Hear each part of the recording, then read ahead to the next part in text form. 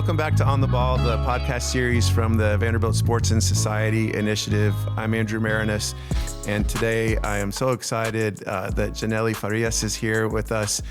She's been on the Vanderbilt campus all day, and I apologize that we're having to do this podcast interview at the end of a long day, but it's been a fantastic day from my perspective. And so the first question I want to ask you, Janelly, is what's this day been like for you? You know, you're here and we'll talk more about your background in the book that you've written, but so far today you spoke to our women's soccer team here at Vanderbilt. You just got done 5 minutes ago speaking to a class that is built around soccer with a fantastic professor, Celso. Let me show your book to the video here, Surviving Women's Soccer. Just came out a couple weeks ago. So this, I imagine, is one of your first times to get out there and really be around people to talk about the book. What's the day been like for you? It's been, this is actually a phrase quoting directly from my book. It's been overwhelmingly beautiful. Like, it's been a lot to take in because, like you said, this is like my first experience being able to talk in depth about my book. But I think the timing was just perfect. I know we had, talked about having this visit since last year, and we didn't make it happen until now. But I think life put us in the perfect place at the right time, and it's been great. It's so cool to be in a space where I'm allowed to share my story, and there are people that actually want to listen, and people that are invested like you, like you've been like so just welcoming since before I even got here. Professor Celso, the students I've been able to interact with, other faculty, the women's soccer team. It's really, really cool. I'm happy. And I think I've only been here for a day, but it just in this day, I feel like I'm able to grasp kind of like the type of environment that you all have here at Vanderbilt. And I feel it's a very positive energy, goal-oriented, like good human beings. And this is what it's all about. Oh, that's awesome to hear as somebody that loves this place, and I feel like we're already making plans to bring you back to campus. So hopefully this is only the first of many times that you're here. But your book is called Surviving Women's Soccer. And in reading the book, and I read it in one sitting last night, it's a fantastic book. There's so much that you have survived, whether it's multiple injuries and surgeries in soccer, whether it's growing up in a house that wasn't always peaceful, or a father that didn't even want you to play soccer. You write openly about issues of anxiety and mental health that you've dealt with. You're best known in many circles for having come out, and as a lesbian soccer player, and the difficulties especially in some environments that you've played in Mexico, social media, the good and the bad of that you've survived, teams where coaches or the way the teams were administered was not the most ethical in your mind. You've always been courageous to speak out in these circumstances. You've never quit, so as the book says, you survived it all.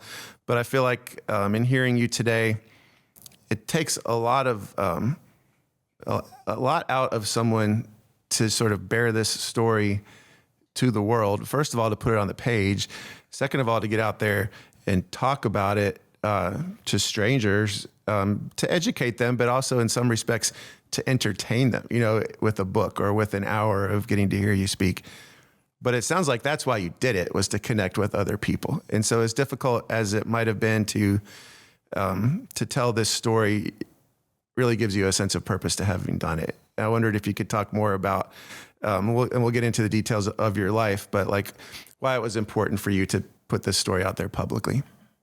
You said it perfectly. It gives me a purpose. That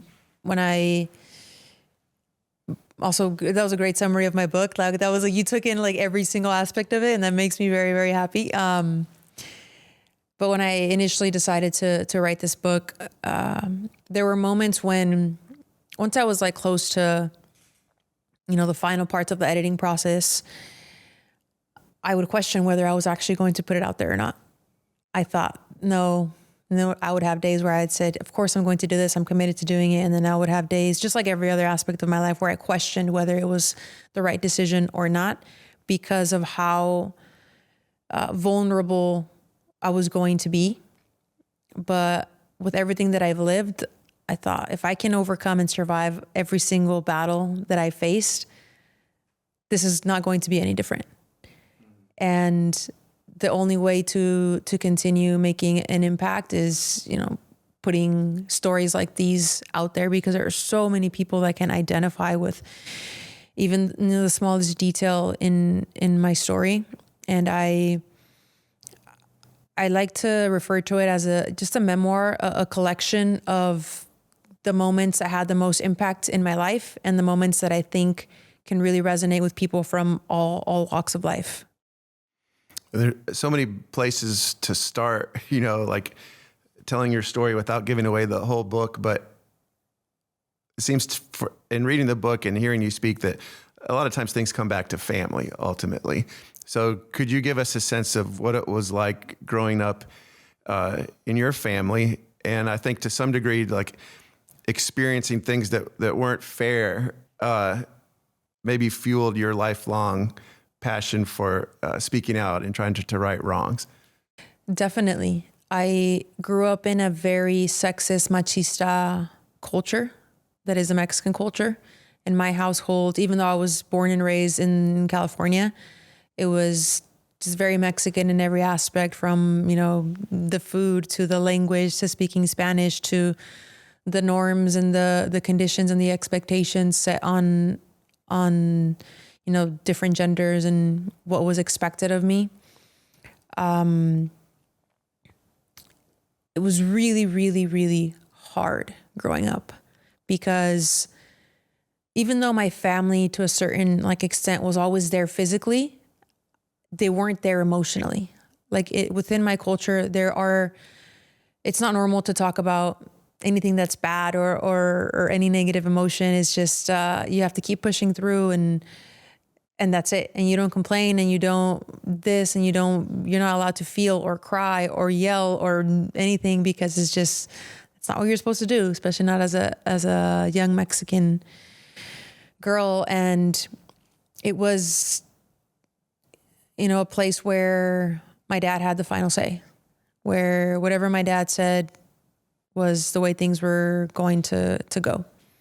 And my mom was also a victim of that machismo. She didn't know any better, so she would impose the same things on me, like you're going to wear a dress and wear a skirt, and you're going to marry a guy, and a man is going to support you financially, and you're going to be a housewife, and you're going to have kids because that's your only role in life. And here comes Janelly, 4-year-old girl, is like, hold up, no, that doesn't seem right. I always felt like, I think when something's not right in the world and in our lives, I think our gut and our heart tells us. But very few people listen to that, because it's hard. Because the easy thing to do is to just go with the flow and do what everybody else is doing. And since I was little, I tried to listen to that part in my heart and in my gut that told me, if something's not just, you can do something about it. It just took me some time to build the courage to finally speak up. And I don't even know if I answered your question. Sure. And from a soccer standpoint, here you are, someone that played for the Mexican national team. You played collegiately here in the U.S. and in England. You played professionally in Europe. You've played at the highest level of soccer. But if you had listened to your dad, you never would have played soccer at all, right? He told you couldn't play, even though your brothers could? That's right. Just everyone in my culture and my family was like, no, girls don't play soccer. If I had listened to them, I wouldn't be sitting here with you today. I don't know where I would be. I am very grateful that I didn't take their no as the final answer. And that's not something that's easy to do. It's very, very, very hard, because we live in a world that decides our lives before we're even born. Especially within the Mexican culture, it's hard. It's really hard. But I'm grateful that I always listened to what I wanted to do. I believe that the only yes you need in this world is your own. And when you say yes to yourself, everything else just kind of starts to flow in your direction, as long as you're working towards what it is that you really want in life. And I know it's not the last time somebody's going to tell me no. It's something that I still experience in my life and in my career and in the industry. It's still very hard. There's still a lot of spaces that are not safe where sexism and machismo dominates. But I know that there's a way. I know that if one person speaks up for the good, it's contagious, and it's going to impact people around you, and eventually has like a positive domino effect. When you were a kid and sort of battling for the right to even play the game, like, what did you love about soccer? Why was it something that was worth fighting for? It's a really cool question. I don't think anybody's ever asked me what I loved about soccer when I was, at the start of my career at just 4 or 5 years old. I don't know. I think I can't explain it with words. It's just something that I felt and that I feel. It just felt right. It just felt good. It just made me happy. And whenever I was running around the field with the ball at my feet, I just felt so free, like I could be myself. And in every other aspect of my life, I didn't feel that. I didn't have like a safe space. And I feel like soccer is a place that doesn't discriminate, that anybody anywhere around the world from any background can play. And that's what just constantly drove me to it. And even in moments where I lost the love for soccer, there was always something that drove me back to it. And so, soccer's been a part of your life since you were little, but also anxiety has been a part of your life since you were little too. And you write a lot about the places that took you, the journey to learning how to live with it. I think I experienced a similar anxiety. For me, they call it anticipatory, and it's like worrying about something so far in advance, and then when it actually arrives, it's not that bad, deal. Right? And I got the sense that was something that you've experienced too. But for those who haven't read the book yet, can you talk about how this impacted your day-to-day life? Definitely. So I've struggled with anxiety since I can remember, but obviously when I was growing up, I couldn't put a name to it because I didn't know it existed, because it was taboo within the Mexican culture. And when I got to college, and I was advised by my coach at the time, Scott Juniper, who's still the head coach at UC Irvine, to get help. It was like, what do you mean get help? For what? And that was when I was first introduced to mental health as something that can actually be worked through, something real, something like that is in our everyday lives. And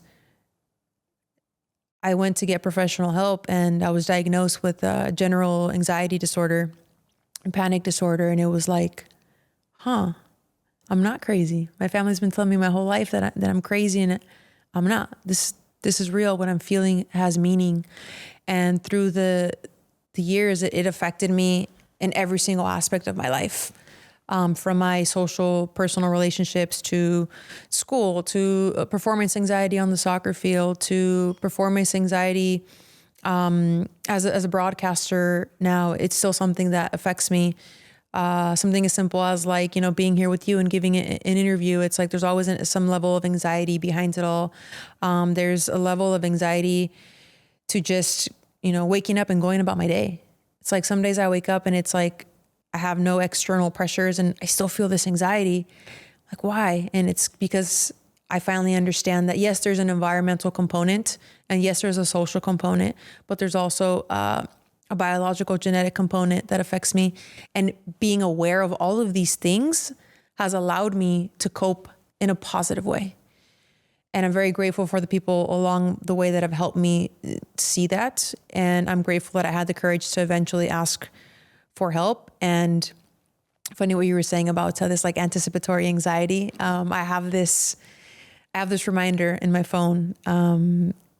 And it's like a daily reminder, and it says, you worry too much for somebody that always figures it out. Because it's a reality. Like when I look back at all the things that I've struggled and the things that have worried me and all of my fears, I'm like, I have a 100% survival rate. I've survived every single one of those difficult moments, and I'm here and I'm okay. And I'm in a way thriving and still connecting and still, choosing myself and loving myself and being able to love other people too. And it's fascinating the way mental health works and anxiety. And it's something that's so universal too. And we don't think about it. And it's like, it's okay. It's okay to not be okay. You're going to find a way to figure it out. And if you don't figure it out, that's okay too. Like life goes on. We'll talk about this a little bit more later in the interview, but 100% survival rate when you actually did die at one point. I did. You were brought back to life. I forget about that. Right? Yeah. And yeah. Okay. So, you're told you shouldn't play soccer. There's certain expectations. And, you've mentioned a few of the elements to family life that you tried to transcend, but you also were really proud of your Mexican heritage also, and considered yourself more Mexican than American for a while as a kid, right? But another expectation that you broke was that you liked girls, and that probably wasn't going to be accepted in your household. It wasn't. So at what point did you understand that that's who you were, and how did you broach that with your family and your friends? It was very difficult to navigate who I was as a person and my identity. And it's still something challenging. I don't think it's something that we ever fully develop. I think it's constantly evolving. But when I first had feelings for a girl, I was 17, 18 years old, and I didn't question it. I was just like, oh, this feels right. So I kind of just let myself go with it. But I started to face all of the pressure and the hate and the homophobia from family, and even indirect homophobia from something as simple as hearing oh, that's so gay, the word gay used in a derogatory manner. It's little things like that we don't realize that go a long way. They can really, really harm somebody, even though we're not intentional about these things. But I questioned it in the sense of how am I going to live knowing that people around me don't understand me and they don't accept me? How am I going to move forward? But anytime I tried to not live an authentic life, because there was times when I was oh, I'm going to I dated guys during these times of me trying to figure out my identity, because I thought maybe it was what I had to do to make other people happy. And I realized that it wasn't what made me happy. It was there's just feeling in my stomach all the time. This is not right. This doesn't feel right. I think when it comes to figuring out your identity, it's just something that feels right, and you feel at ease, and it's something that gives you peace. And it cannot be tied to making other people happy. We often decide based on other people's opinions and what other people expect of us. And I realized that wasn't going to make me happy. That wasn't going to bring me peace. So I just, found a way to put myself first. And with my family, it sucked, because I thought, I'm trying to figure out who I am and figure out my process, but I need to help my family figure it out too. It was I was carrying the weight of two worlds, and it was really hard. It was really, really hard, but I'm just grateful that life gave me the courage to be able to do it, because if not, I don't think my family had it in them without me, I guess, pressuring them in a certain way. Pressure is not the right word. I think pressure can be looked at in a very negative way, but it was me just really being persistent and adamant about, this is who I am, and this is what I need in my life for me to be okay. And then gave them the option of you choose what you want to do with that information. But I'm telling you, I'm putting my foot down. These are my values. These are my principles. This is what I want in my life. I need you in it. Now you choose whether you're going to be in it or not. And I'm glad that they chose to keep me in it. Yeah. So when we were speaking earlier, I mentioned I had written a book about Glenn Burke, who's considered the first openly gay Major League Baseball player. I've become friends with the guy in town, Brian Ruby, who's a country music artist, also a professional baseball player who came out. And in Glenn's case, when his secret was known, he was run out of the game. Like, it did not go well. Brian's case, to his surprise, his teammates embraced him. Things went pretty well, and he feels much freer now and is so happy that he's out. Like, for you, was this a case of anticipatory anxiety, like worrying what the reaction would be, but actually it was all right? It sounds that way, at least from a social media post that you made, but maybe that was a long journey to get to that point. Yeah, it was a really long journey. Initially, I was really scared about what people were going to say. It was a constant worry, fear about, oh my goodness, what are people going to think of me? What are people going to think of me? What are people going to say? Because I used to think that other people's opinions define me. And it wasn't until I realized that they didn't have to define me. Like, I choose who I am and what I want to do and what defines me. And at first it was really, really hard. Like, I haven't always been this confident as an out gay woman. Like, initially I would question every little detail, every little thing. I would question whether I would hold my partner's hand in public. I would question whether I would post a picture with my partner, because there's so much hate in this world. But I also realized that there's also a positive side to it. There's so many people that need to see this, that need the visibility, that need to know that they're not alone. So when I shifted that perspective, it was like a game changer for me. Now, I still experience that fear. It's still scary because we still have a long way to go, especially within the Mexican and the Latin cultures. We're very, very, very far behind. But even like with my family, like they would be, when they initially, and it makes me laugh, when they initially started to accept me, it was like, okay, cool, but don't do it in front of your friends. Okay, cool, but don't post a picture about it. Okay, cool, but not here. And it was like, then where? Then where am I allowed to be myself? If not here, where? Like, you saying that you accept me is not the same as you actually letting me, be. And it's been a journey. It's still hard, but there's still hate. I still receive hate, and I choose not to focus on the bad stuff and just focus on the positive. Another thing you've talked about today is growing up in the Mexican-American household and believing yourself to be Mexican, but then when you're actually playing professional soccer there, being accused of coming across as an American who knows better or, expects better treatment or something.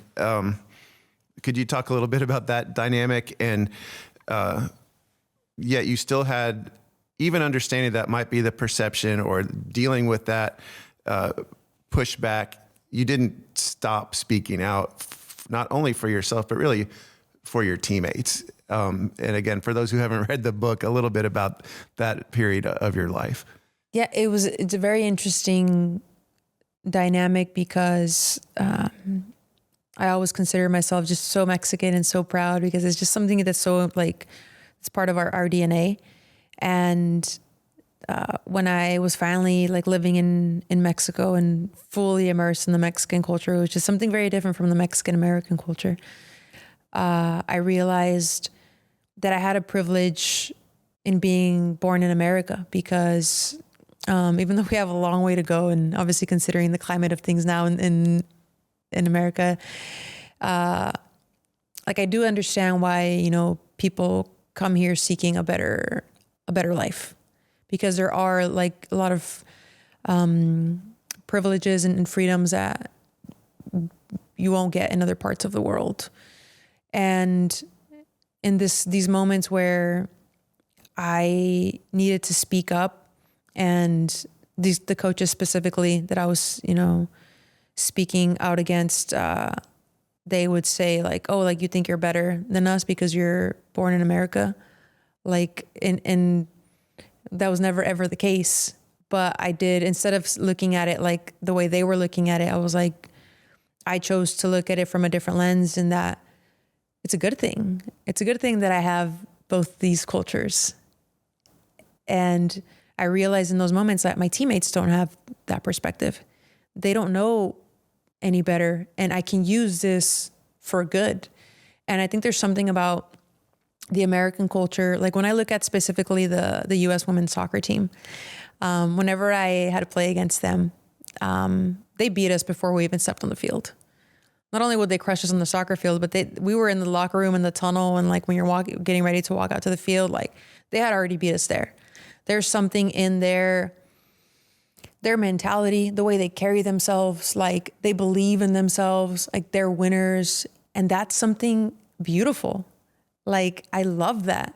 And as much as it was like difficult playing against the US, it was like I learned from that, and I learned from like so many things that they've done to pave the way. And like, I'm very grateful that I have both cultures. I think because of that, I was able to, speak up in those positions. I think if I didn't have the background that I have now, I don't think I would have been able to do it. You write a lot in the book about the various injuries that you've, that have occurred during your soccer career, and how you persevered to rehabilitate from those and continue playing.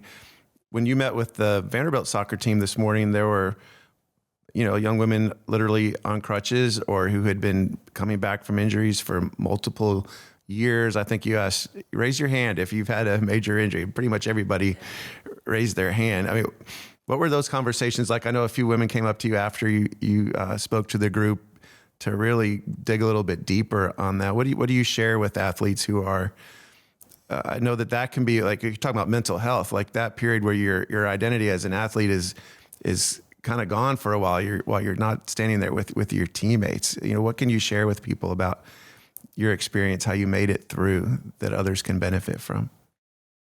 Injuries they're part of soccer. They're part of sports.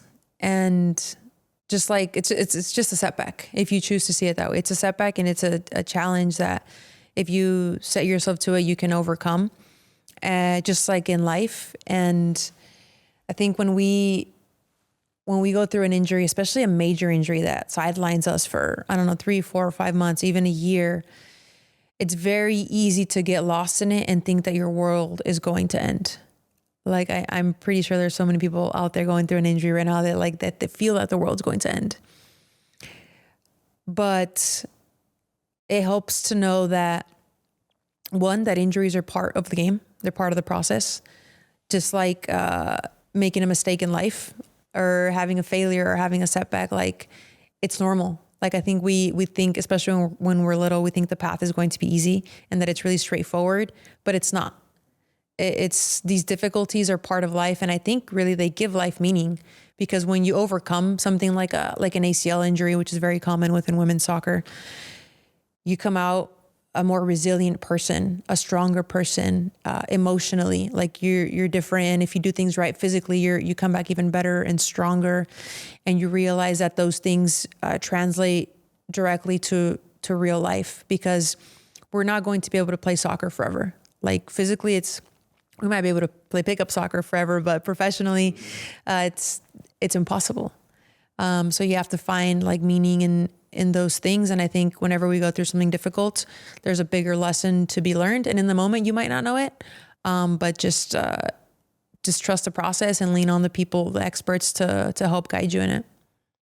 Okay, so I was reading the book, and I didn't know this aspect of your life, that you were on this reality TV show. So I was like, man, she's been through so much. And, your life story to me is kind of like searching for freedom in certain ways. And, you've been told you can't do this, you can't do that, but then carving out your path to freedom. This opportunity to be on a TV show, like, probably sounded really cool. And then all of a sudden, it's almost like you're living in this prison, and this is where you died, and you're only able to eat bananas. Like, it just sounded like this is not what she needs right now. Like, what was that experience like on the show? Can you tell the story of how you almost, weren't with us anymore? I look back at it and it's like, wow, did I really live that? Yeah, that really happened. So I got the opportunity to go on a reality TV show called Exatlon, which is kind of like a mix between like Survivor and The Challenge. And I went on the very first edition of it. So it was like a whole experiment. Nobody knew what they were doing.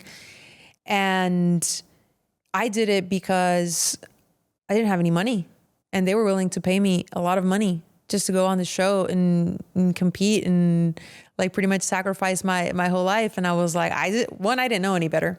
And two, like I really needed the money. So I thought I also wanted to grow my platform. And I thought, oh, this is going to be on television every night. Like this is huge. So from that perspective, I said, yeah, I have to do this.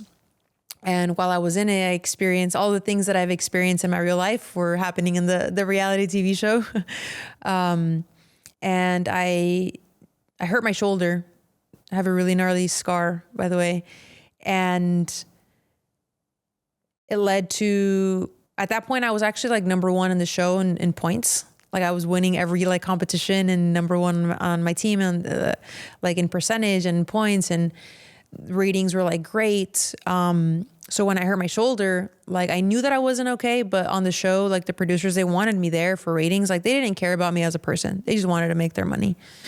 And one of the like doctors they took me to insisted like she gave me a steroid for it. I was like, oh, no way, you're not going to give me steroids. I'm a professional athlete. And eventually they injected a steroid in me, which without my consent, they lied to me and told me it was something else. And I had an adverse reaction to it. And I literally died. And I didn't know at the time. It was like so surreal. I was like, did this just happen to me? Like what's going on? And they kind of try to just like play it off like it wasn't a big deal. And they didn't tell me the truth. And it was like, there was all these layers behind it, but I knew. I was like, no. I saw my life flash before my eyes. Like I know we see that in movies, like, yeah, my life flashed before my eyes and I saw white. I literally saw white, and I saw the two most important things in my life, which were my two nephews at the time, Millie and Thiago. That was all I saw. And I was like, this is like, life's trying to tell me something. And eventually like I looked for answers in the people that were involved and everything. And eventually like one of the therapists was like, yeah, this happened and you literally died. You weren't breathing. He's like, I gave you CPR for like 20 minutes. I couldn't get you like back to life. And he was like, I freaked out. He's like, I picked you up, threw you over my shoulder, and I started running with you towards the nearest emergency room. And that's when I woke up. While he was running with me, he was carrying me, and like I woke up right before I saw my life flash before my eyes. And I was like, I had no idea what was going on. And mind you, at that moment, they all lied to me about what was going on. It wasn't until later that I got the answers. And I'm here now. It's like, it wasn't my time for a reason. And I think I'm here now because even in the toughest times, I think I always knew I had a bigger purpose. One other time was when you were playing soccer in England, and you said there was an old stone bridge that you would look at and think about that's where you would go to end your life. And it was the same nephew that came to mind that kept that from happening. I don't know. I just think this topic of mental health in athletes is so important. And so for so long, it was something that was not discussed, not dealt with. Athletes are supposed to be strong. You don't admit to a weakness that you might need help. And I think your book is a real service, not only to athletes, but just to all people, in that respect. So I want to talk about something on the happier side. First of all, before I get to the big goal and how that's a full circle moment in your life, it sounds like playing professionally in Cyprus, which was such a different environment to be in, brought back a bit of your love for the game. How did that come about, and what were the aspects of living there and playing there that were restorative to you in a way? Living and playing in Cyprus was definitely, I think, one of the coolest moments of my life. It happened during a time when the opportunity came out of nowhere. I honestly don't even remember how they got in contact with me or even knew about me, but I said, immediately said yes, like I'm going to do this. I'm going to play in the UEFA Women's Champions League. I was in a very difficult moment of my life where I had multiple jobs and I was trying to save a lot of money. I was playing with the Mexican national team and I was trying to save money with the intention of eventually being able to only play professional soccer and, have enough money to support myself. And then this opportunity to play in Cyprus it was so refreshing, being like immersed in a different culture and seeing how obsessed they were with soccer too. Like, that's just so cool. And that's why I say that, soccer, it's universal. It doesn't discriminate. It's literally for everyone. I don't know how many days it took me to get to Cyprus, how many planes and layovers. And it was a long trip. And being like so far away from the only things that I knew, I was still able to connect with people thanks to soccer. It was just a beautiful moment. All right. And another beautiful moment, you talk in the book, this would be like the climactic scene in the movie of your life. It's in Mexico City. And I won't give away the story, but what happens, who's there watching, and why was this such a emotional moment in your life? Yeah, it was having my dad in the stands